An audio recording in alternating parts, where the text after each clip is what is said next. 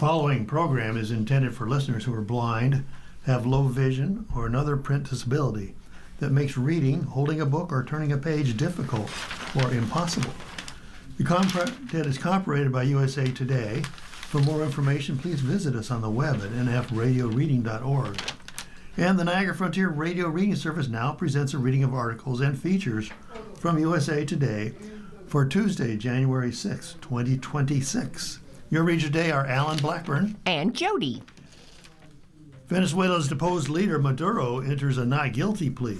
Deposed Venezuelan leader Nicolas Maduro pleaded not guilty in federal court January 5th on U.S. drug trafficking charges, days after he and his wife were captured by U.S. forces in a surprise attack on the oil-rich country. Maduro, dressed in prison garb, entered his plea shortly after noon. His wife, Celia Flores, also pleaded not guilty. "I'm innocent, I'm not guilty, I'm a decent man, I'm still president of my country," Maduro said through an interpreter, before being cut off by U.S. District Judge Alvin Hellerstein. Hellerstein ordered Maduro held until a March 17th hearing. Maduro, his wrists bound by zip-tie restraints, was ferried by helicopter from Brooklyn, where he was jailed, to Manhattan early on January 5th. Protesters both opposing and celebrating Maduro's capture rallied in the cold outside the courthouse, separated by police. Maduro and Flores are charged in a 4-count indictment linking them to a 25-year-old narco-terrorism conspiracy. Speaking to reporters on Air Force One, President Donald Trump described the case against Maduro as infallible.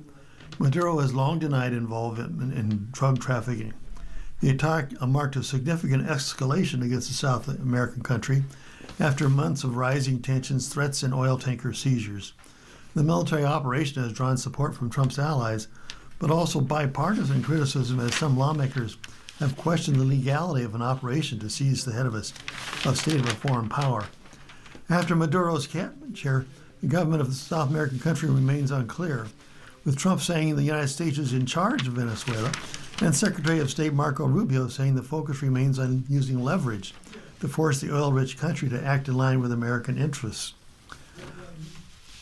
The U.S. ambassador to the United Nations defended the military action in Venezuela, calling Maduro an illegitimate leader and rejecting claims the move could destabilize the region. Michael Waltz, who spoke at the emergency security meeting, described the mission as a surgical law enforcement operation and said it would not result in a prolonged occupation. "There is no war against Venezuela or its people. We are not occupying this country," he said. "It was a law enforcement operation in furtherance of lawful indictments." Waltz's comments came after Trump said the United States was in charge of Venezuela and threatened a second strike if the government does not cooperate. While speaking to reporters late on January 4th, Trump said his administration is dealing with the people that just got sworn in apparent reference to Venezuela's Vice President Delcy Rodriguez, who has been named as acting president.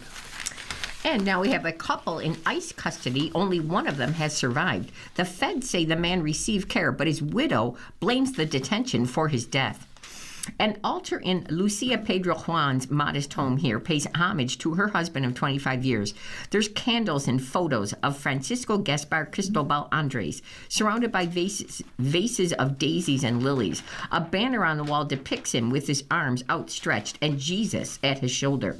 Now, she and Cristobal Andres, they left their childhood homes and built a life together in Homewood, Florida, where they owned a nursery and raised their 5 daughters. He sent money home to his parents to build a new concrete home. But though the pair paid American taxes, they did never manage to become citizens. On Labor Day, while heading to the grocery store, they were stopped by the Florida State Highway Patrol and couldn't produce paperwork, so they were turned over to U.S. Immigration and Customs. Pedro Juan expected to be deported back home to the home that she had not been to in more than 18 years, and she expected Cristobal Andres to be there with her. But instead, he became a statistic, one of the at least 30 people who died in ICE custody last year. Now, according to an ICE news release, he died from liver and kidney failure on December 3rd, a week after his 48th birthday. Cristobal Andres had suffered from medical issues since his detention, ICE officials said. Pedro Juan insists he was healthy before being detained. Now, after the family raised money to bring his body home, she's waiting to see him just one more time. In Texas was where they had suffered. The pair was initially held in Florida and then flown to Texas, becoming among the first to be held at Camp East Montana in El Paso. It's there in Texas where they had suffered, she said. Constant, high-quality care. Cristobal Andres received medical attention from the day he was detained, the ICE officials have said in a December 5th news release. From the moment they were notified of his health crises, ICE medical staff ensured that he had constant, high-quality care, the officials have said. He was treated for alcohol withdrawal just days after his detention, the officials have said. He was a typical hard-working immigrant. Cristobal Andres came to the U.S. in 2002 in search of work, like many other residents of his highland town. Pedro Juan and their 4 daughters joined him then in Miami in 2007. I went with him after many hardships in my life, she explained. Guatemala lacks the money. Over the years, their 4 oldest daughters married men from El Salvador, Honduras, and Mexico, and then their youngest daughter was born in 2010 in Florida, and she was a U.S. citizen. Pedro Juan worked at a nursery for 8 years. They were seeking a better life. Maria Andres remembers when Cristobal Andres, her firstborn son, left for the U.S. and he wanted to give the family a better life. I'm going to look for opportunities and I want to help you, he told her. The 68-year-old said through his translator. She had 15 children, but only 7 of those survived. And then of those, Cristobal Andres is the 3rd she has lost now in 50 years. I want to see my son. Cristobal Andres' body was expected to arrive in Santa Eulalia last week, so his family can give him a proper Catholic burial.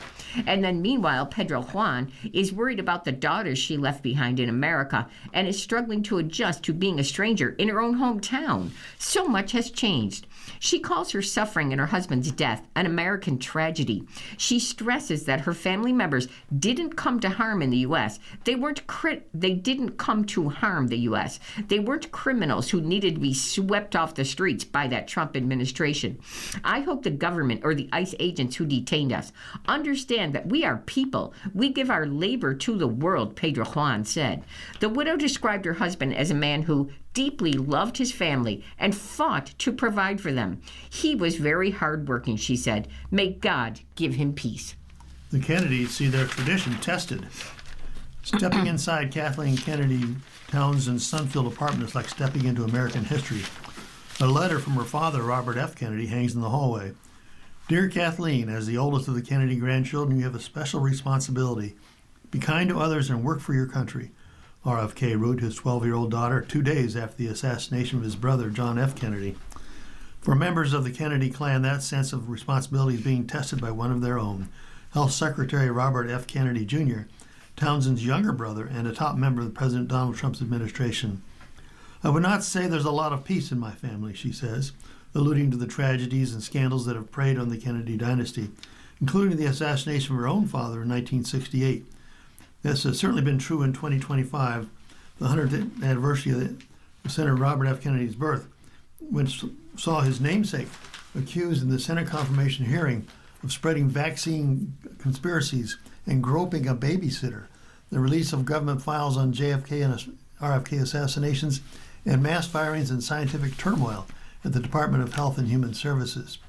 Townsend, who is 74 and the oldest grandchild of the Kennedy family, matriarch Rose Kennedy, and power broker Joseph Kennedy, is unassuming and friendly. She often puts her arm on the shoulder of a reporter as she offers explanations of framed letters and memorabilia lining her long entryway. There's a large red leather swivel chair in the study that her father sat in when he was U.S. Attorney General. Townsend encourages the visitor to sit and get a feel for the well-worn chair. Call it the Kennedy magic, the ability to connect with people that has kept America's most storied political family at the heart of its politics for more than half its 250-year history. The clan experienced a generational handoff after Senator Ted Kennedy, the youngest sibling of JFK and RFK, died in 2009, while in his 47th year serving in the Senate. RFK's oldest son, Joseph Kennedy II, a former congressman, declined to run for the open Massachusetts Senate seat. His son, Joseph Kennedy III, and RFK's grandson served in Congress for 4 terms, but gave up his seat to run in the Democratic Senate primary in Massachusetts in 2020, and he lost. There's been no Kennedy in Congress since then. And now the Kennedy name is back. but in a manner that has horrified most members of an extended brood that maintains deep and historic ties to the Democratic Party. In April of 2023, RFK Jr. launched a long-shot Democratic primary challenge against then-President Joe Biden. 6 months later, he was running for the White House as an independent before ultimately abandoning his campaign to endorse Trump, the Republican nominee. After Trump's election, RFK joined the new cabinet and rolled out a slew of controversial actions as part of his Make America Healthy Again platform. Multiple Kennedy family members have called the relative out as complicit in the cruel policies of the Trump administration. There have been newspaper opinion pieces, magazine articles, and letters to senators from the family warning against his qualifications, character, and policies. Maria Shriver, a niece of RFK and JFK, said in a post on X, it was beyond comprehension that Trump had sought to rename the great memorial to President Kennedy in his name. In an interview with CBS, RFK's grandson, John Joseph Kennedy III, panned Trump's renaming a living memorial to the fallen president as if it were a New York City skyscraper. The year drew to a close with a millennial member of the Kennedy family, Jack Schlossberg, grandson of JFK and ardent critic of RFK, announcing a run for an open U.S. House Senate seat from Manhattan. Send me to Congress to smoke these fools. Make your voice loud and clear. I won't back down or be drowned out, said Schlossberg.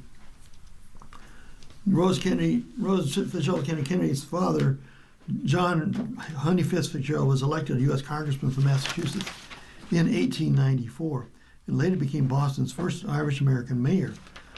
I spent a lot of my time with grandmother Rose Kennedy, Townsend says, and she would talk about how when she was growing up, there were signs still, even though her father was mayor of Boston, that said, "Help wanted, no Irish need apply."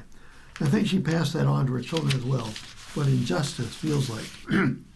A betrayal of RFK's legacy. But the common thread was that they had faith in America, in this flawed but real democracy. That's why up until this moment, the Kennedys were in agreement with one another politically. With his role as the top lieutenant of Trump and his embrace of the bombastic MAGA movement, RFK is out of step with what the Kennedy family has stood for politically and continues to stand for. In November, Maxwell Kennedy wrote a searing opinion article in the Boston Globe accusing Robert Kennedy Jr. of a betrayal of their father's legacy by supporting Trump administration cuts to food assistance programs for America's neediest. Because RFK Jr. was an environmental attorney for 3 decades, his embrace of Trump has mystified his family. During his first term, Trump's administration rolled back more than 100 environmental rules. Tapping RFK to join his second term, Trump promised to let him go wild on health care, food, and medicine. Donald Trump is an anathema to everything our family stands for, Kerry Kennedy, one of RFK Jr.'s siblings, told USA Today. I distance myself and reject everything that Bobby is doing and saying, because I think that is a rejection of our family's values and everything that's spent my life working for. And frankly, everything Bobby spent his life working for. If her father and uncle were still alive, they'd have detested everything about Trump, Kerry Kennedy added in the interview, during which she described her plans to stump for Kamala Harris, who by then had replaced Biden as a Democratic nominee. God sent me President Trump. Less than 10 days after Trump won his second term, he tapped RFK Jr. to lead the Department of Health and Human Services.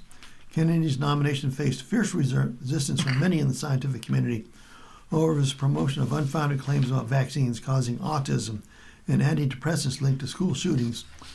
On the eve of Kennedy's confirmation hearing, his cousin and the only living child of JFK posted a video on social media calling Kennedy a predator.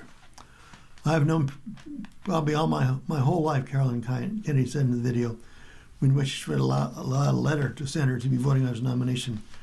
We grew up together, and it's no surprise that he keeps birds of prey as pets, because he himself is a predator. RFK Jr. did not respond to Caroline Kennedy's allegation. For 20 years, I've up every morning on my knees praying that God would put me in a position where I can end the childhood chronic disease epidemic in this country, he said, and God sent me President Trump. Over the past 11 months, Kennedy has made sweeping changes to policy on vaccines, food, and prescription drugs, and he's also targeted ultra-processed foods, linking them to chronic diseases like obesity, diabetes, and some cancers. A tradition of giving back. Given that RFK Jr. now holds the most high-profile political position in the famed family, Where does that leave the Kennedy legacy?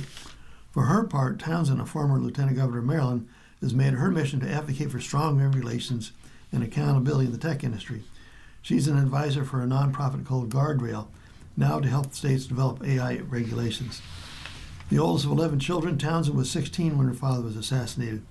As far as the family legacy, she says, each member has the obligation to make our country fairer, more just, and to give back. And you're listening to a reading of today's USA Today on our Niagara Frontier Radio Reading Service, and our time is 12:14. Family identifies victims of that fatal helicopter crash in Arizona. A helicopter crash on January 2nd claimed the lives of 4 family members from Oregon in a remote area of Pinal County, Arizona. Officials said the aircraft struck a slack line that was stretched across a canyon just before 11 a.m. The helicopter crashed in Telegraph Canyon, south of Superior and about 65 miles east of Phoenix, according to the county sheriff's office. Search and rescue teams reached the wreckage later that evening and confirmed those 4 fatalities, according to the office. The Federal Aviation Administration and National Transportation Safety Board, they are investigating the crash. So who was on board that helicopter? Family members have identified the 4 passengers as David McCarty, 59, Rachel McCarty, 23, Faith McCarty, 21, and Caitlin Heidemann, 22. The identities have not yet been officially released by the Pinal County Sheriff's Office. Public records do indicate that David McCarty was the owner of Columbia Basin Helicopters. That's a professional helicopter service company based out of La Grande, Oregon. The helicopter in the crash was an MD-369FF. Now, it's not immediately clear whether McCarty's company or its aircraft were involved in the crash. So what caused the helicopter to crash? An eyewitness reported seeing the helicopter strike a portion of the slack line before falling to the bottom of the canyon, according to the sheriff's office. Preliminary evidence indicates a recreational slack line more than 1 kilometer long had been strung across the mountain range. The FAA had been informed of the aviation marked slack line and issued a notice to air missions, or NOTAM, before the crash. The International Slackline Association has said. No highliners were on the line at the moment of the incident, the association said. We extend our deepest sympathies and condolences to all of those who were affected by this tragic event. What is a slackline? A slackline is a narrow length of nylon or polyester webbing that's anchored between 2 points to allow individuals to balance or walk across, according to Slackline US. That's a nonprofit that promotes this sport. Now, highlining is the practice of balancing on a slackline at great heights, including across canyons and between cliffs. So where was the helicopter going? The helicopter departed from Pegasus Air Park in Queen Creek. That's according to the Pinal County Sheriff's Office. And officials have not released information about the helicopter's destination. Greenland, Denmark leaders urge Trump to end the threats. Greenland's leader declared enough is enough, and Denmark's prime minister urged the White House to stop the threats about taking over Greenland after President Donald Trump reiterated his wish to do so in a January 4th interview with The Atlantic magazine. Denmark Prime Minister Mette Frederiksen said on January the 4th that it makes about absolutely no sense to talk about the U.S. needing to take over Greenland. The U.S. has no right to annex any of the 3 countries in the Danish kingdom. With ousted Venezuelan President Nicolas Maduro in U.S. custody, President Donald Trump also continues eyeing Cuba and Colombia, and he previously had spoken about the Panama Canal. When the President of the United States says well, we need Greenland and links us to Venezuela and military intervention, it's not just wrong, it's disrespectful, Greenland Prime Minister Jens Frederik Nielsen said. A day after the U.S. military captured Maduro and removed him from the seat of power in Caracas, Trump spoke with reporters at Mar-a-Lago saying the communist Cuban regime remains in his sights. Cuba is going to be something we'll end up talking about because Cuba is a failing nation right now, said Trump. Very badly failing nation. We want to help the people. The president also reiterated aggressive comments toward Colombian President Gustavo Petro, who last month denigrated the Trump administration as a clan of pedophiles, citing investigatory files from sex offender Jeffrey Epstein. Trump said Petro was also providing over a state interwoven with narcotics trade. The Trump administration's specific plans for Venezuela were unclear. Trump said Washington will run the country while Secretary of State Marco Rubio suggested coercion would persuade Venezuela to act in the United States' interests. On December 21st, Trump appointed Louisiana Governor Jeff Landry as a special envoy to Greenland. Landry has publicly expressed support for incorporating Greenland into the United States. Greenland's strategic location between Europe and North America makes it a critical site for U.S. ballistic missile defense system. The island's significant mineral resources also align with Washington's ambition to reduce dependence on Chinese exports. The move has reignited concerns in Copenhagen that the same could happen with Greenland, a Danish territory with limited self-rule. We do need Greenland, absolutely. We need it for defense, Trump said. Threats, pressure, and talk of annexation have no place between friends, Greenland's Nielsen said. No more fantasies. Enough is enough. No more fantasy about annexation. Speaking to reporters on Air Force One on January 4th, Trump said he would revisit the topic of Greenland in 20 days. It wasn't immediately clear why he chose this time frame. The White House didn't immediately respond to a request explaining the timing. Denmark, like the United States, is a member of the NATO, which means that both countries are covered by the alliance's security guarantee. Denmark also has a separate defense agreement with the United States that allows the Pentagon access to Greenland. Trump has repeatedly suggested that the United States needs to annex Greenland because of its strategic location and mineral wealth. His remarks have confounded Danish and Greenlandic officials. After the raid in Venezuela, some European officials and legal and foreign affairs experts have expressed concerns about the legality of the U.S. operation in Venezuela. Military force is justified only in response to a clear, credible, and imminent threat to the security of the United States or treaty allies. Venezuela, whatever its internal dysfunctions or connections to the international drug trade, does not pose such a threat. Using force absent that standard is not defense, it is aggression. It substitutes coercion for diplomacy and power for principle. Rubio said the nation is not at war with Venezuela itself, only against drug trafficking organizations. As part of his Venezuela announcement on January 3rd, Trump said an oil embargo on it was in full force. Once one of the most prosperous nations in Latin America, Venezuela has the world's largest oil reserve, but its economy nosedived further under Maduro, sending about 1 in 5 Venezuelans abroad in one of the world's biggest exoduses. The administration is in a position to fully shut off its oil shipments to Cuba. The petroleum subsidies the Maduro regime has supplied Havana were one of the few remaining sources of foreign aid the Cuban government has been able to count on. That much was cheered by advocates for ending the end of communist rule in Cuba. The return of Venezuela to the rule of law and respect for human rights has international implications. The Cuban regime will no longer be able to benefit from Venezuelan oil. Iran, Russia, China, Nicaragua, and Cuba have lost a strategic ally in the Americas. Walz drops his bid for re-election. Minnesota governor is embroiled in a Medicaid scandal. Minnesota Governor Tim Walz has ended his re-election bid amid mounting pressure over a fraud scandal that has engulfed his administration in the recent weeks. Now, this move comes days after a handful of Republican state lawmakers asked Walz to leave office, citing reports from U.S. Attorney that at least half of the $18 billion paid through Minnesota's 14 Medicaid waiver programs since 2018 could be fraudulent, and after Republicans in Congress called on Walz to testify about his failure to address the scandal. Walz, the former vice presidential candidate on Kamala Harris's 2024 presidential campaign, cited the growing pressure as one of the reasons for his decision to leave the race, though he did push back on claims that the fraud happened on his watch. As I reflected on this moment with my family and my team over the holidays, I have come to the conclusion that I can't give a political campaign my all, he said. So I've decided to step out of the race and let others worry about the election while I just focus on the work. Since 2022, the Justice Department has charged more than 70 people, many of them U.S. citizens of Somali descent, with siphoning hundreds of millions of taxpayer dollars from Minnesota's child nutrition program and what it described as the largest COVID-19 fraud scheme in the country. Assistant U.S. Attorney Joe Thompson announced charges against 5 people accused of defrauding the Medicaid-funded Housing Stabilization Program in late December, and it suggested that more than $9 billion may have been stolen from the more than a dozen Medicaid-funded programs in Minnesota, though he did not say how authorities came to that figure. The $9 billion exceeds the amount of people charged so far who have been accused of stealing.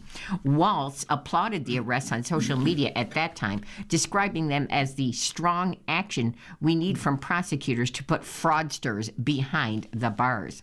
Republican lawmakers accuse his administration of mishandling the program.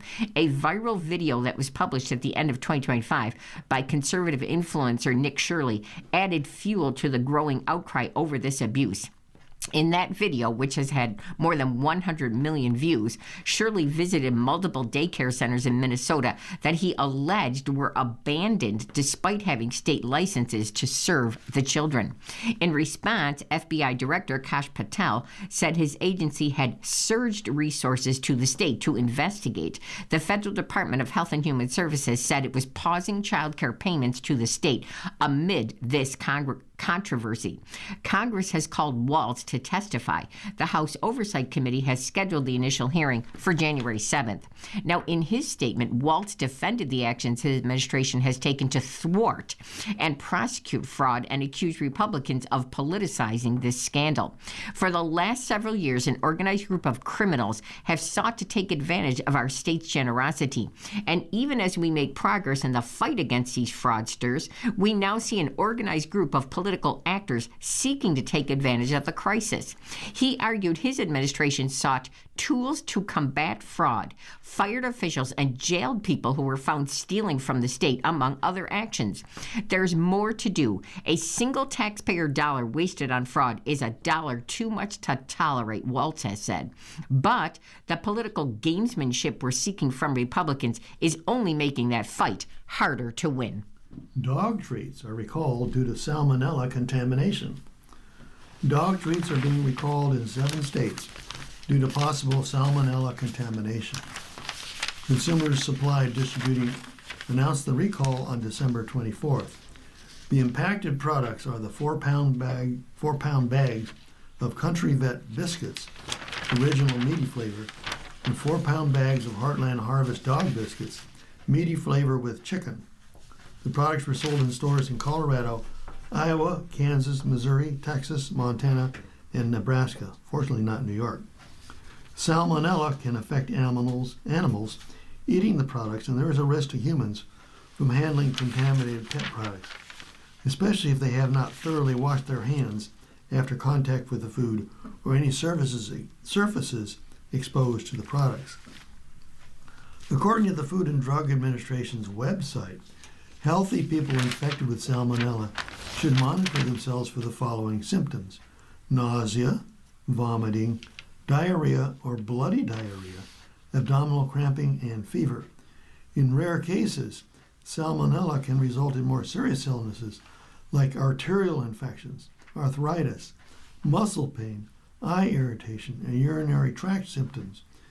Anyone exhibiting the symptoms should contact their healthcare providers. Animals that digest salmonella can become lethargic and have diarrhea or bloody diarrhea, fever, and vomiting. Pets can experience decreased appetite, fever, and abdominal pain. Infected healthy pets can be carriers and affect other animals or humans. Owners of animals that have consumed the recalled product are being asked to contact their veterinarian. How to identify the recalled products? The products can be identified with the following information: Country Vet biscuits, original meaty flavor, has a very long UPC starting with 899, ending with 463. Lot code ending in 6513, size 4-pound bag, expiration date September 6th of 2026. And Heartland Harvest dog biscuits has a UPC code starting with 840 and ending in 0691. Lot code in number 6513. The size is a 4-pound bag, and the expiration date is September 6th of 2026. No illnesses have been reported in connection with the recall, and salmonella was detected in the product as a part of routine sampling by the FDA. Tests revealed the product contained the bacteria The company then ceased production and distribution of the product. The FDA and the company are investigating what may have caused the issue. And you're listening to a reading of today's USA Today on our Niagara Frontier Radio Reading Service. Our time is now 12:29, and I'm going to take you over to our money section. We're going to talk about AI. AI future gives parents anxiety. Some are rethinking what success should look like. Artificial intelligence is already transforming everything from the mundane, like how we search the internet, to profound endeavors like scientific progress. So for parents considering how their children can grow up and thrive in the workforce, a future shaped by AI, it may seem overwhelming. New insights from a company that specializes in online education and training solution highlights some of these concerns. Parents are thinking what success after high school should look like, this survey has revealed, as they question whether the educational paths that have served generations of Americans are right for their own children in an increasingly automated future. Parents recognize that jobs their children will compete for may look very different from those of the past, they say. Now, among the important points revealed by this survey, 55% of parents say they feel anxious about whether their child is prepared for an AI-driven job market. And while 84% once assumed their child would pursue college, 37% now say AI has changed that expectation.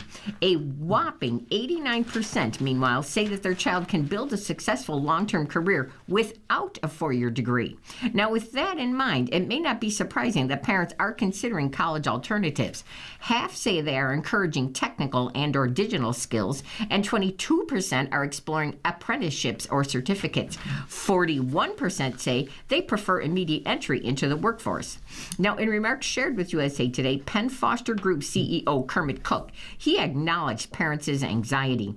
AI is changing many aspects of work, Cook said, but it's not replacing human judgment, problem solving, and adaptability.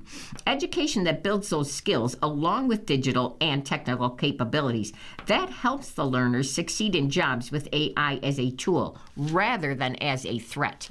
Trump's tariffs are taking a toll on trade. American lives and pocketbooks affected by the action. President Donald Trump had been in office less than 3 months when he slapped retaliatory tariffs on imports from dozens of countries, arguing the duties would benefit American companies that have been treated unfairly by foreign nations. But Trump's tariffs drove up prices for American consumers, sowed confusion and anger abroad, even among some allies, and landed before a skeptical Supreme Court, which is weighing whether he acted legally. Trump announced the tariffs during a Rose Garden ceremony on April 2nd, which he dubbed Liberation Day, holding up a large chart.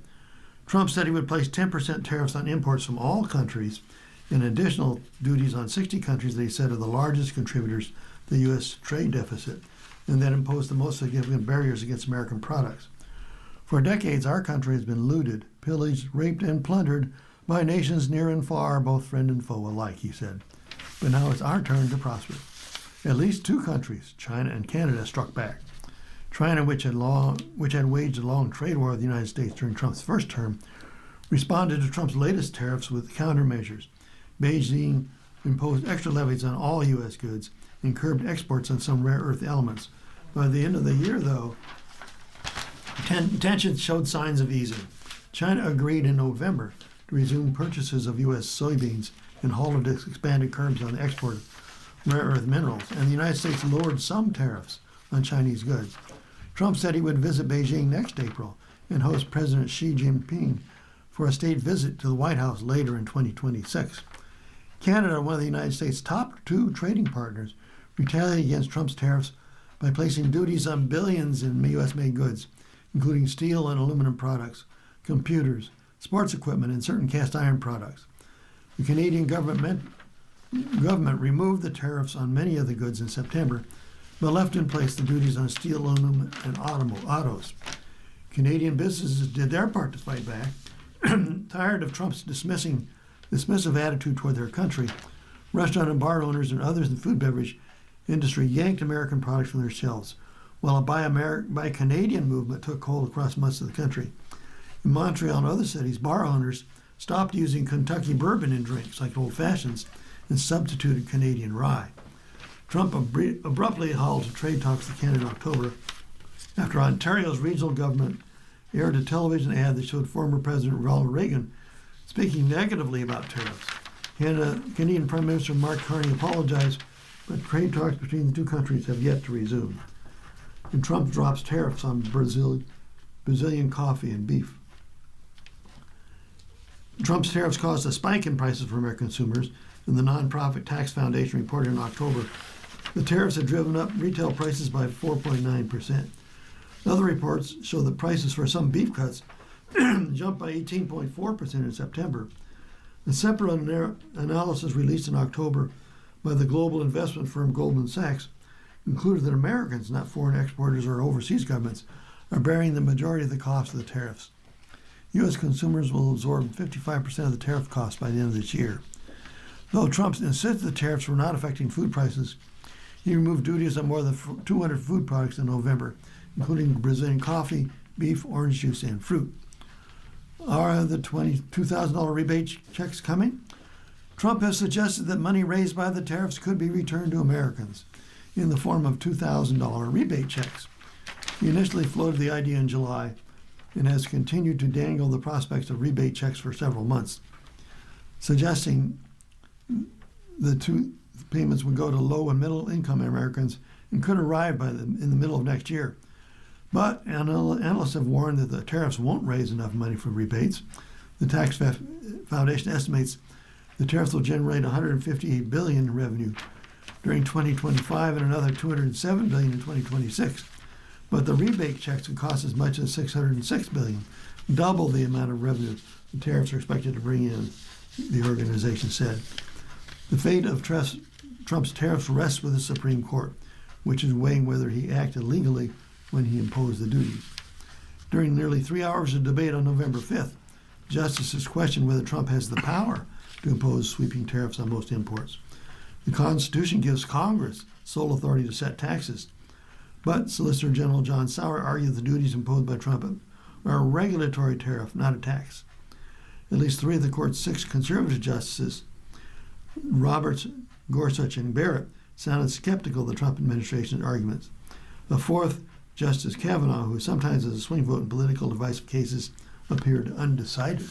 If 4% rule is too stingy for your retirement, try 5%.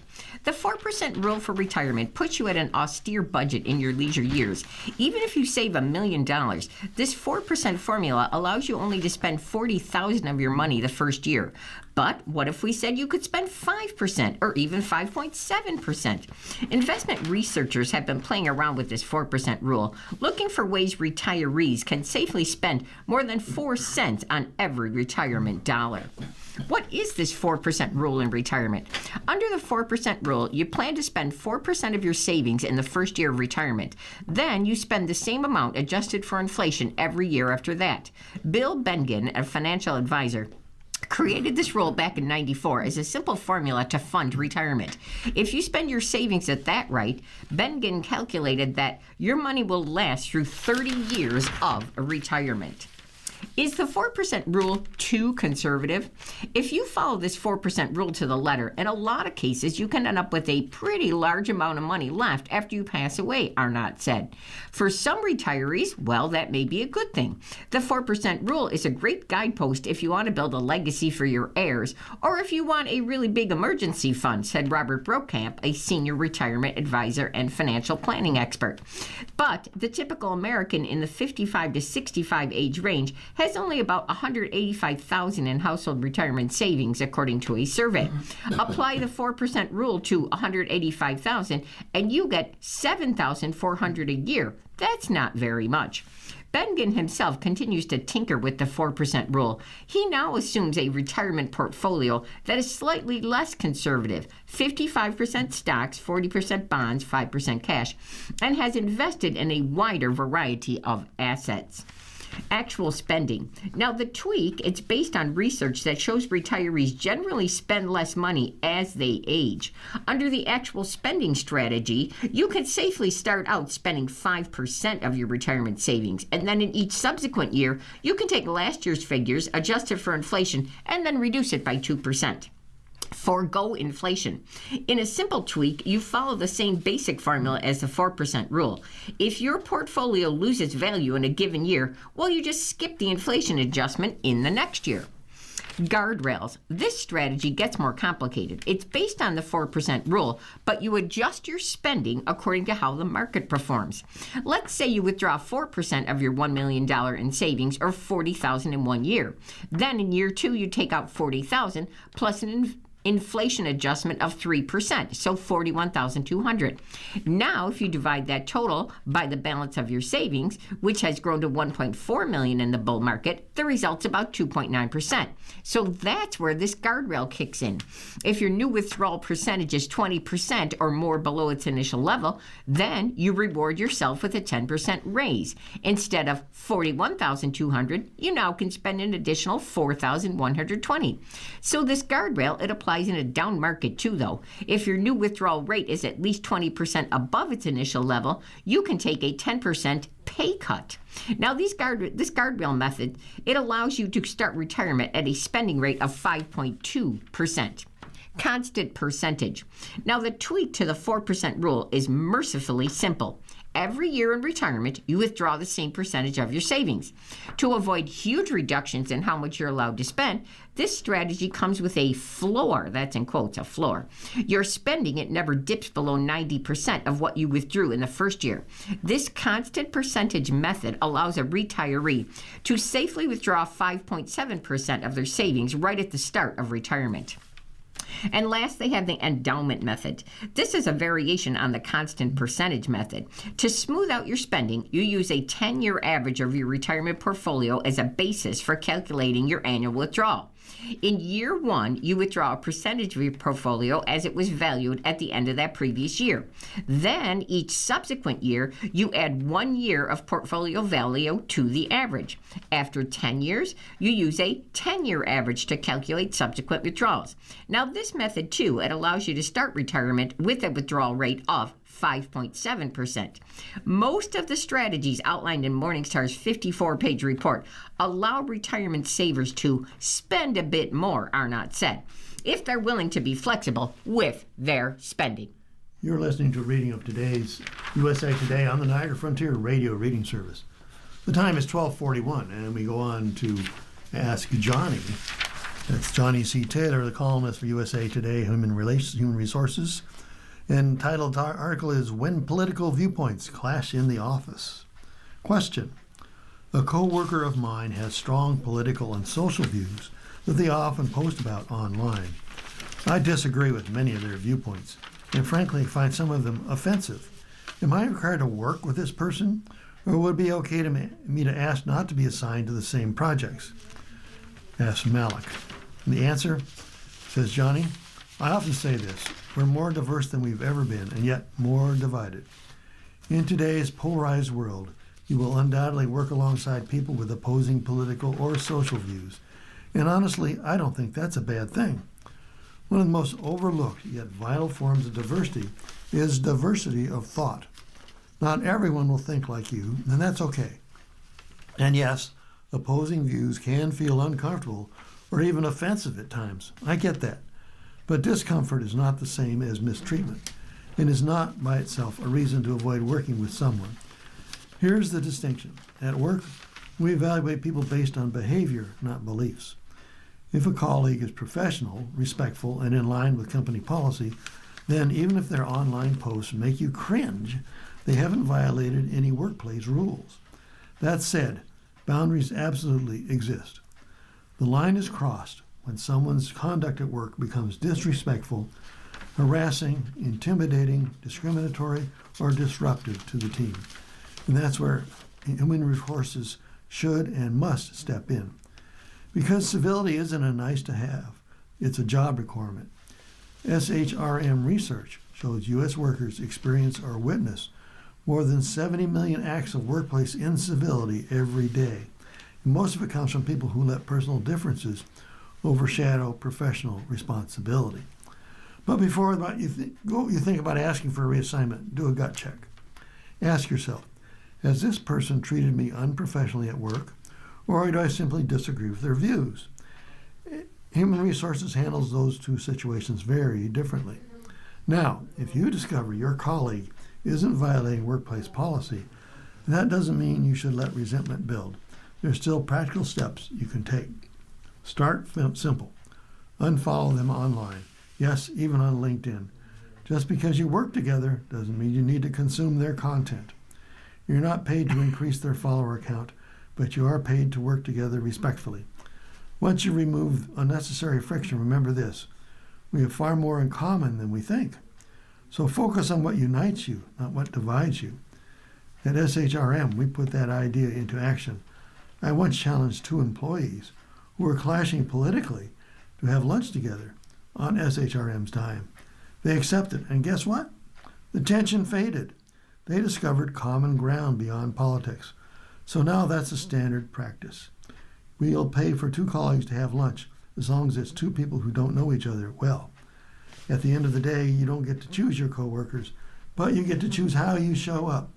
If both of you stay professional, reassignment isn't necessary. And if that standard isn't met, that's when you go to Human Resources. Users could soon change a Gmail address. Keyboard warriors who are wishing to change a long-standing email address via Gmail might soon be in luck. Now, that's thanks to a potential update.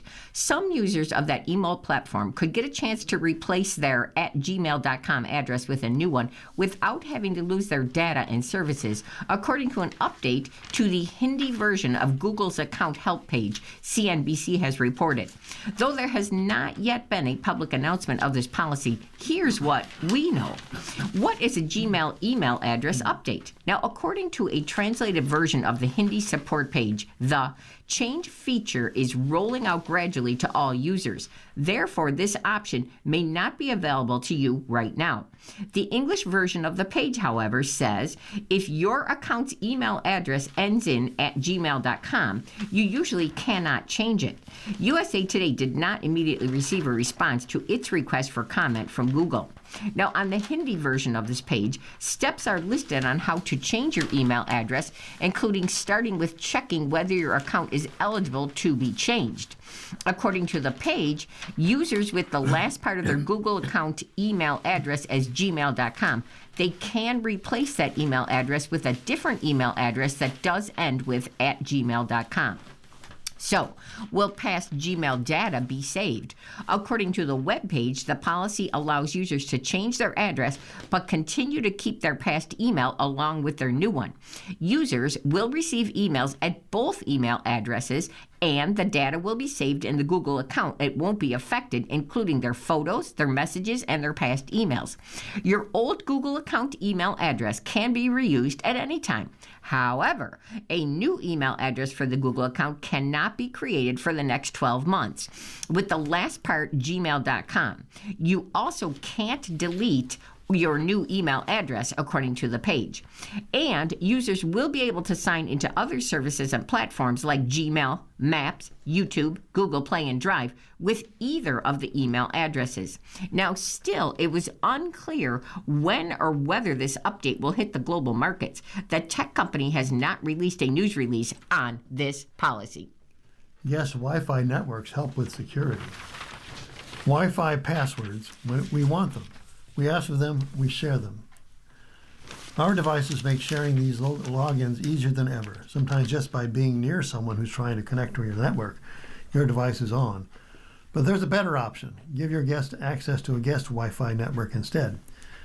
It's still your internet, and it doesn't cost anything extra, but it can help your device keep your devices secure. This isn't to suggest your guests have any malicious intent, but they could unknowingly download a virus or click on an infected link in an email. Why you need a guest Wi-Fi network? These days, it's more than just phones, computers, and printers connected to our internet. Many modern TVs, washing machines, smart speakers, doorbells, and other household devices connect to the network to make everyday tasks more convenient. Not everyone needs access to these devices, and a separate guest network gives visitors access to the internet and only the internet. If you do want guests to use the smart speaker or another connected device, many systems allow you to grant access to a specific device via the guest network. Guest networks are separate networks within their own with their own passwords. You can change the guest network password as often as you like without affecting anything connected to your main network. And when your guests head home, you can easily change the password or turn off the guest network until you need it again. How to set up a guest Wi-Fi network on Google Nest? There are many internet providers, so there isn't one set of instructions that applies to all of them.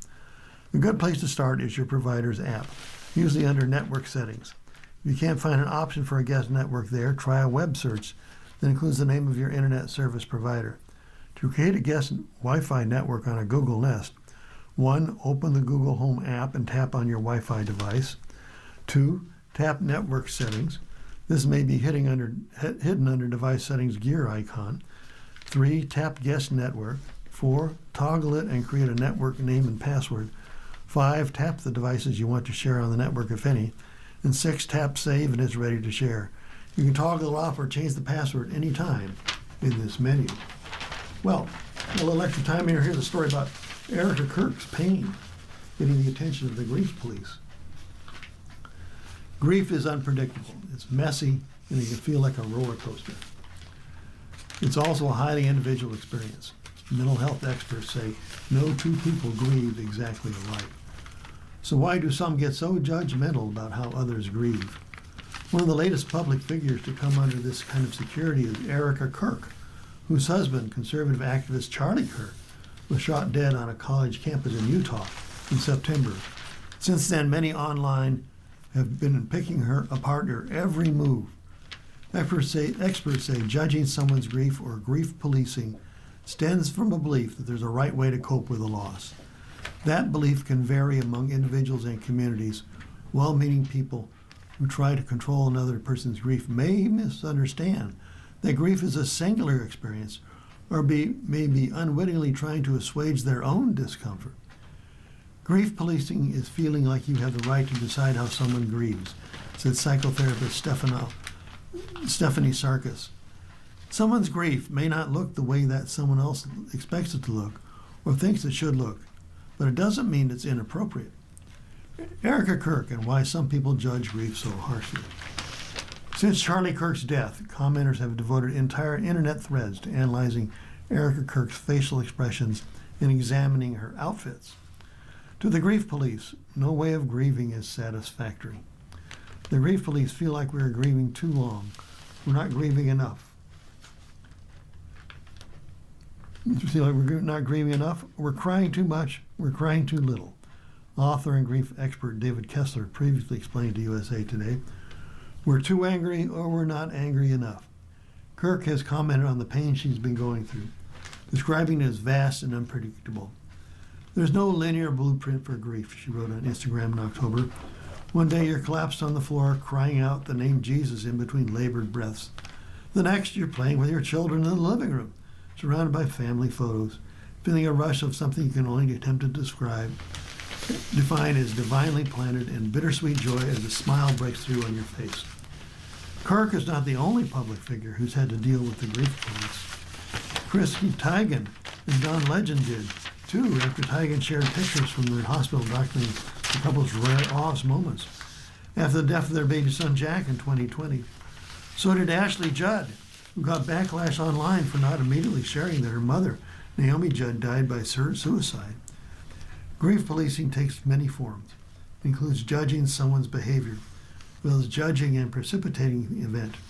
People tend to police others' grief in response to their own discomfort around death and loss. Everybody's path of grief is individual, and even when grief policing isn't malicious, it can be harmful. Mental health experts explain that others' reactions can cause the person who is grieving to examine their own behavior and become self-critical and search for non-existent flaws in how they're feeling or acting. Why grief police thrives online. Grief police are everywhere, but especially online. A 2017 study by researchers at the University of Colorado Boulder analyzed public Facebook comments in response to the deaths of Alan Rickman, David Bowie, and Prince, and found prominent grief police practices, concluding that grief policing is a result of conflicting norms in a transient online space. Behaviors around grief vary. How people grieve is influenced by the relationship they had with the person they lost. Also, what our religion taught us, what our culture taught us, and what our family taught us, Kessler explained. You may feel desolation, you may feel sadness, but you may also have moments of joy or relief. If someone says you're not grieving the right way, you should not be doing this. The thing is, you're following your own path. And now I have time for one little quick sports article before we close for this hour. Texas Tech signed star transfer QB Sorsby. Brendan Sorsby, who's the top quarterback in the transfer portal, has signed a letter of intent with Texas Tech. A person with intimate knowledge of that situation told USA Today Sports. Now, Sorsby, who had 36 total touchdowns, 3,380 total yards for Cincinnati in 25, was being pursued by nearly every major power conference program looking for a QB, including new LSU coach Lane Kiffin. Sorsby began his career at Indiana and spent 2 seasons with the Hoosiers before transferring to Cincinnati. Now, Sorsby has 82 touchdowns over the past 3 seasons and is the dual-threat quarterback Texas Tech wanted to replace senior Bayron Morton. Now, the Red Raiders won the Big 12 for the first time in school history in 2025 and were the number 4 seed in the college football playoff. A limited offense, however, was exposed in a 23-0 loss to Oregon in the Orange Bowl quarterfinal. Texas Tech billionaire booster Cody Campbell and his partners at Double Eagle Development spent $25 million on the 2025 roster, and Campbell told USA Today Sports on January 1st that they would double down on that investment for the 26th season. Let's go! Texas Tech got a taste this year, want more, and are building a dynasty. Campbell posted that on social media on Sunday night, January 4th. We are hungrier and more committed than ever before.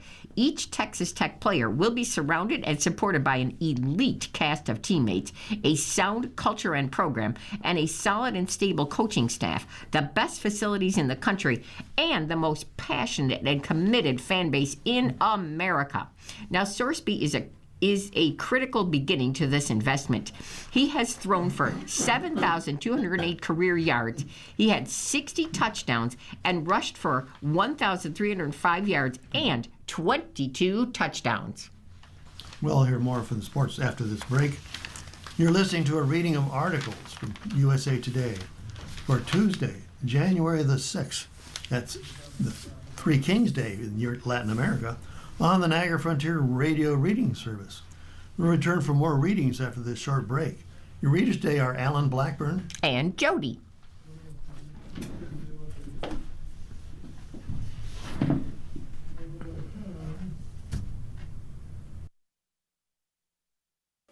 Radio Reading mails out a large print program schedule to our listeners every other month. If you have not received a Niagara Frontier Radio Reading Service large print program schedule in the mail, please call us at 716-821-5555. We will make sure that you receive one every other month. A Braille version of the schedule is also available upon request. Our number again is 716-821-5555.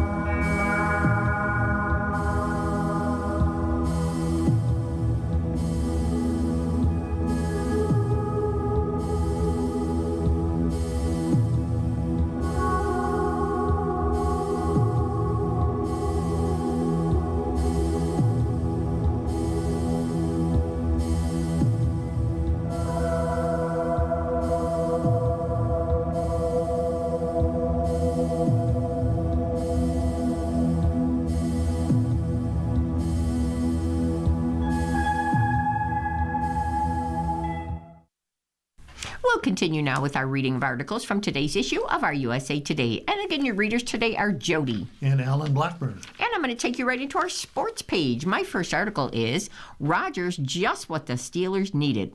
So this is why they brought Aaron Rodgers to Pittsburgh. Prayers, karma, magic. Rodgers did everything he could with his 48-year-old body and soul to lift the Steelers to victory in the winner-take-all showdown with Baltimore Ravens on Sunday night, January 4th. He threw 47 passes for a season-high 294 yards. He went tit for tat against Lamar Jackson during a classic fourth quarter. On Pittsburgh's last 2-minute drive, Rodgers was brilliant, capping it with a 26-yard TD strike to Calvin Austin III. Then Rodgers could do nothing except watch. The game was won and lost when Ravens rookie Tyler Loop's 44-yard field goal try sailed wide right at Acrisure Stadium as time had expired. And just like that, on the last play of the NFL's 18-week regular season, the would-be end of the season for Rodgers has morphed into his first trip to the playoffs in 4 years. Steelers 26, Ravens 24. Hold off the questions of whether the living legend will retire or will come back next season. Yes, miracles happen. Chaos, disbelief, gratitude, Rodgers said during his news conference when someone asked him what he felt like as the Loop missed what was seemingly a made-to-order kick with the AFC North title at stake. A lot of emotions. It should be mentioned that Loop's kick came in the same end zone where a Catholic priest had sprinkled holy water on the turf right before the game. See, in a place where one of the franchise's most iconic moments is known as the Immaculate Reception, Rodgers apparently got a lot of favor. I'm not going to ask any questions, said Cam Hayward, the veteran defensive tackle and Steelers' elder statesman. The good Lord, he made a decision tonight. The Steelers, who were home underdogs on Sunday, may need more divine intervention, if you will, in the AFC playoffs. They'll open at home in the wild card round next Monday night, January 12th, against the Houston Texans, who just happen to have the NFL's longest winning streak, rolling with 9 consecutive. At least they'll have Rodgers with a chance to write a storybook script with a franchise that, for all its glory and tradition, it hasn't won a playoff game since 2016. He mentioned with a chuckle that the Steelers would probably be considered a home underdog against Texans, but it was no joke. Pittsburgh, who's 10-7, barely got into the playoffs, having nearly blown what was once a seemingly insurmountable division lead a few weeks ago. And Sunday's showing, which included Jackson blistering the Steelers for 2 long touchdown passes to Zay Flowers in that furious fourth quarter, exemplified the hit-or-miss nature of this season. Then again, it's a resilient bunch. It's striking that neither Rodgers nor Tomlin has made it back to the Super Bowl in 15 years, since the quarterback led Green Bay to a triumph against Pittsburgh in Super Bowl 45. Now they're joined at the hip and chasing a possibility again, with the help of a zany ending. It just takes a little belief at this point in the season, Rodgers said, and he knows if a team gets hot at the right time, it could lead to a special ending. First, it's a matter of just getting into the playoffs. On several occasions since he had arrived in Pittsburgh, Rodgers has talked about wanting the Steelers to position themselves among the typical handful of teams that will have a legitimate shot to win the championship. Now, they're one of 14 teams in the dance. It was fitting that Rodgers is wistfully reflected on squeaking out a 10-3 win against the Bears in the 2010 regular season finale that allowed the Packers to make the playoffs as a 6th seed. It set up a remarkable playoff run as Green Bay became just the second 6th seed to ever win a Super Bowl. It gave us a little belief, Rodgers recalled, of that win against the Bears. Then he used that word again in considering the latest triumph. I think it's going to give us some belief, he said. Belief, faith, intervention. Just pass us that holy water. And in college football, the Hurricanes' messy 2021 search is still rippling. At long last, perhaps all sides of the Miami Hurricanes' messy 2021 coaching divorce have finally found validation for their new beginnings. As Oregon football coach head Don Lanning stood astride the champion stage at Hard Rock Stadium on New Year's Day to bask in a historic Orange Bell shutout of Texas Tech, he did so a redemptive standard bearer of college football's millennial generation of head coaches. The Ducks' 23-0 win over Texas Tech was the Orange Bowl's first shutout in 34 years, washing out wounds from Oregon's lopsided loss as the number 1 overall seed in last year's college football quarterfinal. The win improved Lanning's record in 4 seasons at Oregon to 48-7, the West winning percentage among active FBS coaches. The victory came less than 24 hours after the Ducks' previous coach, Mario Cristobal, who scorned Oregon's fans with his Miami courtship and abrupt departure in the fall of 2021, led the Hurricanes to dethrone the reigning national champion Ohio State in the Cotton Bowl. It was an emphatic, emotional win, and arguably the Hurricanes' biggest since their legendary 2001 national championship season. They next play Ole Miss, who had a 39-34 upset winner over Georgia in the Sugar Bowl in the Fiesta Bowl on January 8th. The Ducks will meet Indiana, which blasted Alabama 38-3 in the Rose Bowl and the Peach Bowl on January 9th. For the Hurricanes, their victory over Ohio State certainly will validate the ruthlessness that accompanied their separation from coach Manny Diaz. The Hurricanes and their decadent boosters pursued Cristobal mid-season while Diaz was still under contract. Diaz has enjoyed an accomplished first 2 seasons as Duke's head coach, and many might have argued he was outperforming his Miami successor at a less heralded program prior to the Hurricanes' upset over Ohio State. The Blue Devils were unlikely champions of the Atlantic Coast Conference, the program's first conference title since 1962, thanks to a quirk of the expanded ACC scheduling and tiebreaker rules. The Blue Devils' surprising ACC title, with an 8-5 record, thrust Group of 5 conference winners Tulane and James Madison into the playoff field in matchups with Ole Miss and Lanning's Oregon, respectively. Those programs' lackluster playoff performances have added calls split the postseason between the Power 4 and Group of 5 conferences.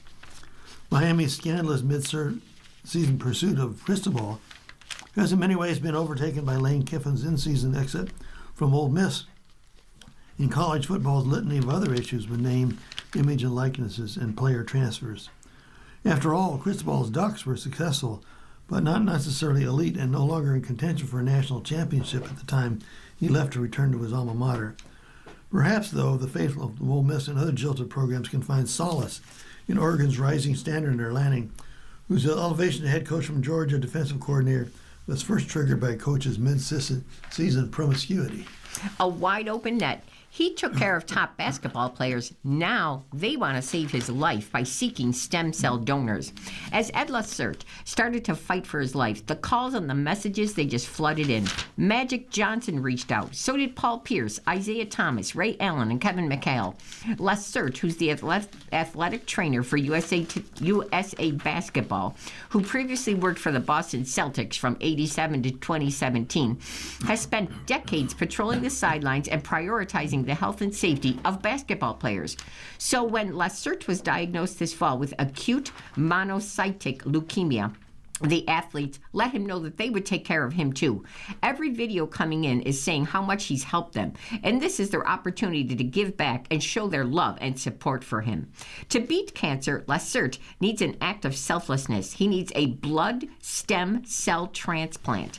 The Celtics, the NBA, USA Basketball, and National Basketball Athletic Trainers Association, they are joining forces with the National Marrow Donor Program, that's the NMDP, blood stem cell registry, to encourage people to sign up and be donors. Registering as a donor involves swabbing the inside of your cheek. It takes just 20 seconds, 4 seconds fewer than the NBA shot clock. At a December 15th game against the Pistons, the Celtics warmed up in shooting shirts with Lacerte's name on the back. The front of the shirts read, 20 seconds. That could save a life. More NBA teams are planning to wear these shooting shirts during the season, and the NBATA distributed pins in Lacerte's honor to athletic training staffs around the league. From the Dream Team to the Celtics, Ed Lacerte's legacy. The first signs that something was wrong, it didn't appear until November. He was in New York City to watch his son Devin run in the NYC Marathon. He was also in the middle of planning multiple trips for his job with USA Basketball. But then shortly after that weekend, his health spiraled. On November 21st, he was officially diagnosed with acute monocytic leukemia. That's a rare and aggressive form of blood cancer. Doctors told him the only curative option for this leukemia is a stem cell transplant, which removes the patient's compromised immune system and replaces it with a healthy one from a donor. In Ed's hospital room, Ariana Lacerte and Corbell, they brainstormed. That led to conversations with NBATA, the Celtics, and the NBA. Soon, Ariana, Ed's daughter, was in touch with NMDP, and the campaign was on to find a match for Ed. It's been remarkable, honestly, to see the outpouring of support from not only former players that my dad has worked with over 30 years, that he was with the Celtics, but also with the whole extended NBATA family, said Devin Lessard, who is Ed's son. Finding a match and how to donate. The NMDP registry, it contains more than 9 million donors in the USA and more than 40 million globally. Now, to match blood stem cell donors with patients, doctors look for similarities between unique cell proteins called human leukocyte antigens, that's HLA. Lassert's HLA typing, it's somewhat rare, which makes this finding a match more difficult for him. The donation process is typically, though, non-invasive. In 90% of cases, blood stem cells are just donated through a blood drawing process called apheresis. The other 10% of the donors, they have bone marrow surgically harvested from their hip. Then, when a match is identified, regardless of the patient's location, and MDP, it pays for the donor's travel to a contribution center and then transports the donation to the patient. Ed's cells could come from anywhere in the whole world, Margolis said. So anytime that we can get our name out there and if people understand what it is we do, it's a huge opportunity for every searching patient, for Ed and for those 12,000 others every year who are also looking for a match. Now, since the basketball world teamed up with NMDP to share Lassert's story, Margolis said more than 360 people have joined the registry just as of December 22nd. Others who are interested in joining can visit nmdp.org/NBA. Weiss said the impact is a testament to the power of sports and relationships Lassert has fostered. He's someone who has built 4 families, Weiss said. He has his family, and then, of course, he's part of the NBA family, part of the Celtics family, and the USA basketball family.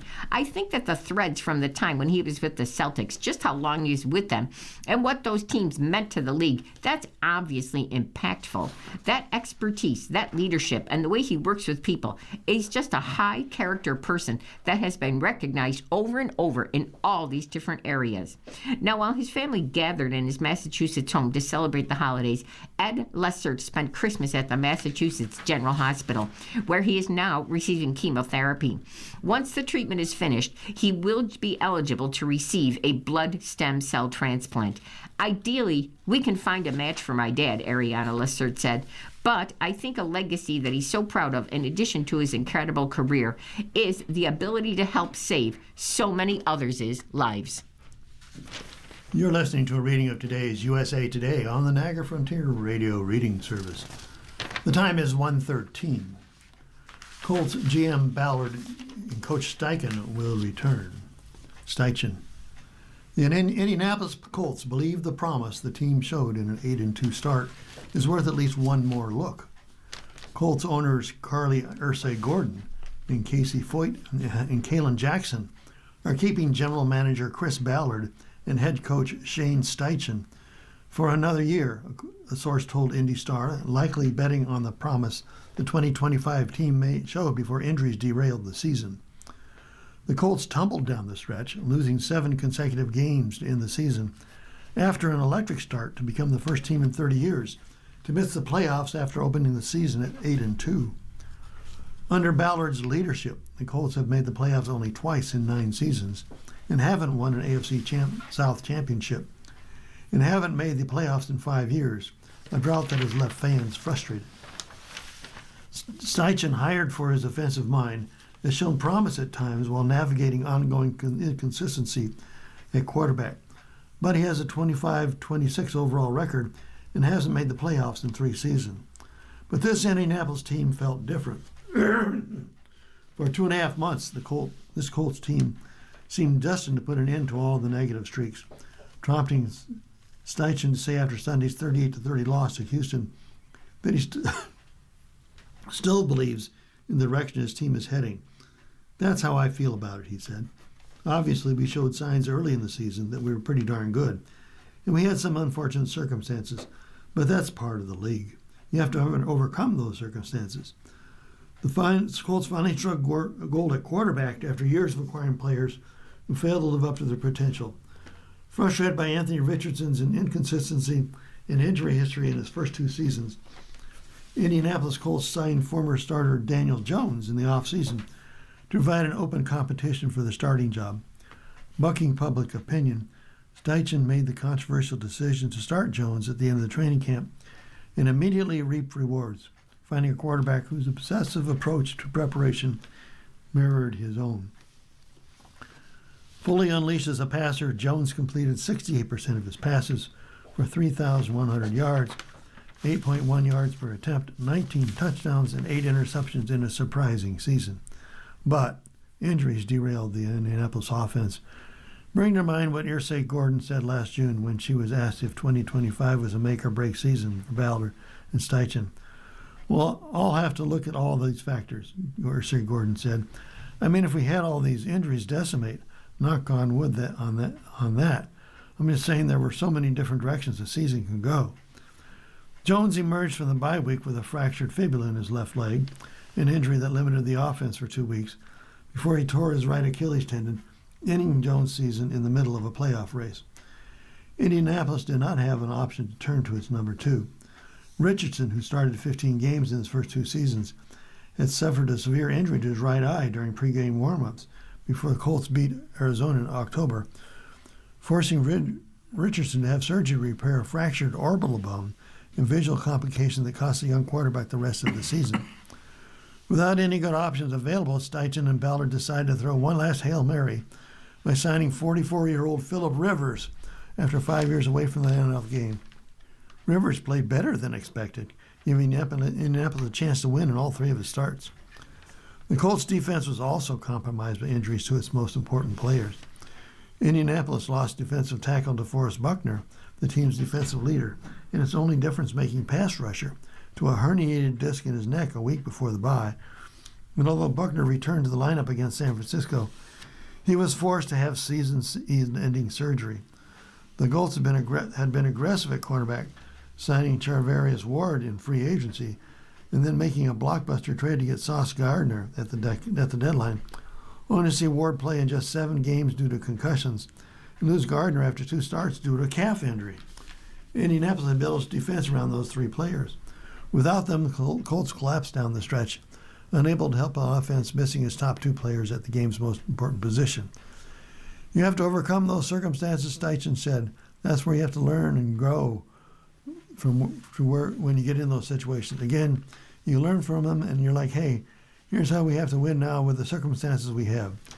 You're saying Gordon's bet on Steichen and Ballard carries significant obstacles in 2026.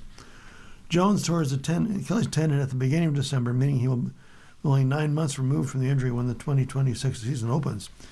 He's a free agent and will be looking to cash in on his bounce-back season.